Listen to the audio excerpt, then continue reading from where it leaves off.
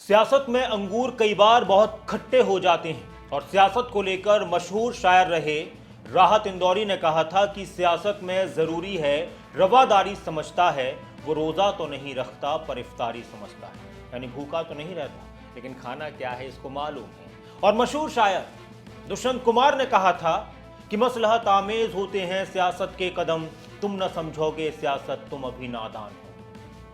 अब चुनाव जब नजदीक आते हैं तो नेताओं के दल बदलने का दौर बहुत तेज हो जाता है। आज ही समाजवादी पार्टी के अंदर बीएसपी के 6 विधायक शामिल हुए हैं और बीजेपी का 1 विधायक शामिल हुआ है। अब जो 6 विधायक शामिल हुए हैं, जो कई सालों तक बीएसपी की तारीफ करते रहे होंगे, अब वो समाजवादी पार्टी का गुणगान करेंगे और उनके नाम हैं असलम रायनी हैं, ये भिंडका श्रावस्ती से विधायक हैं। असलम अली चौधरी हैं, धौलाना हापुड़ से विधायक हैं। मुस्तफा सिद्दीकी हैं, प्रतापपुर इलाहाबाद से विधायक हैं, प्रयागराज से विधायक हैं। हाकिम लाल बिंद हैं, हांडिया प्रयागराज से विधायक हैं।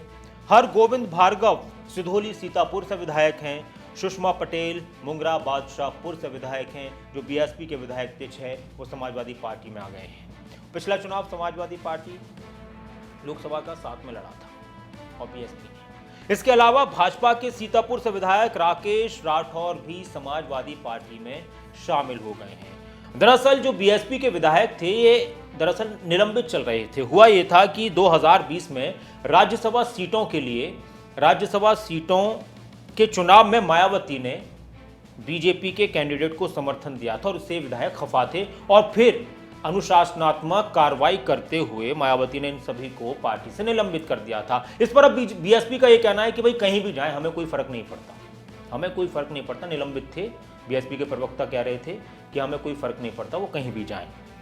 अब इसके अलावा अगर बात की जाए तो फिर इन्होंने जो ये तमाम विधायक थे, इनमें से एक अम्बेडकर नगर के अकबरपुर में इन्होंने एक बड़ी रैली की और अपने कार्यकर्ताओं के साथ पार्टी में शामिल होंगे, इस तरह का जिक्र किया था। अच्छा, इसके अलावा मायावती ने लालजी वर्मा और राम अचल राजभर को जून 2021 में पार्टी की गतिविधियों के खिलाफ काम करने की बात कहते हुए निलंबित कर दिया था।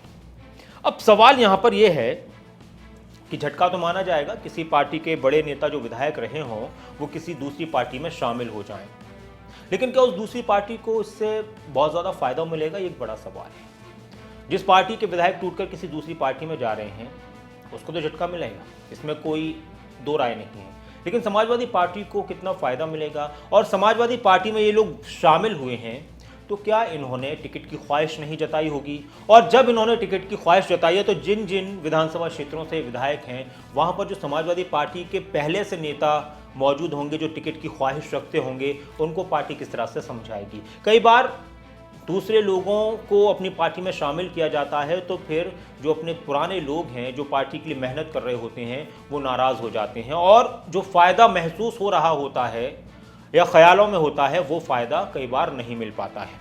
रही बात समाजवादी पार्टी की, तो समाजवादी पार्टी कई बार सरकार में रही है यूपी में, मायावती के साथ भी मिलकर उन्होंने सरकार बनाई थी। अखिलेश यादव इन दिनों काफ़ी एक्टिव हैं, लेकिन उनकी इस एक्टिवनेस को लेकर लोगों का ये कहना है, ज़्यादातर लोगों का, कि वो देरी से जागे हैं, देर कर दी जागते जागते, थोड़ा पहले से जाग जाते। बहुत सारे मुद्दे थे, चुनाव नज़दीक आ रहे हैं और चुनाव नज़दीक आते आते, क्योंकि दूसरी बड़ी पार्टी समाजवादी पार्टी, चुनाव नज़दीक आते आते जितनी तेज़ तर्रार तरीके से उन्होंने अब प्रोग्राम्स अपने शुरू किए हैं, अगर उसको थोड़ा पहले कर देते तो शायद ज़मीन पर उनके कैडर को और ज़्यादा मजबूती मिलती।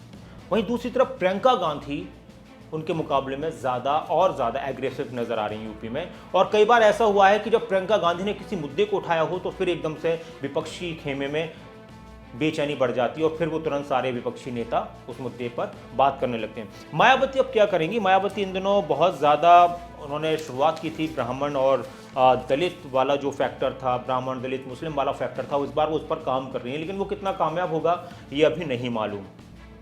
लेकिन बीजेपी ने इन तमाम पार्टियों से, देखिए सब सरकार बीजेपी की यूपी में है, उसके बावजूद भी इन सारी पार्टियों से पहले और सारी पार्टियों से मजबूत तरीके से बीजेपी ने अपनी शुरुआत और अपनी कोशिशें यूपी में आने वाला चुनाव जीतने के लिए कर दी हैं।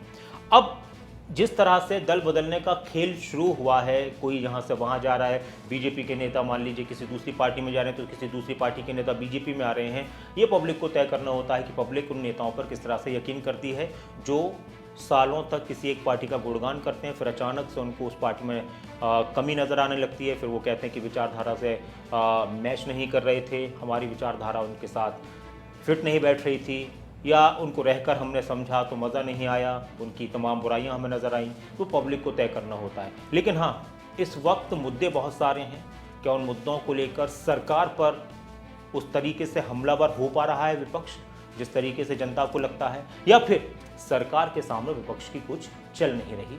ये आने वाले वक्त में पता चल जाएगा कि जनता ने किसकी बातों को यकीन के साथ दिल से लगाया है। नमस्कार।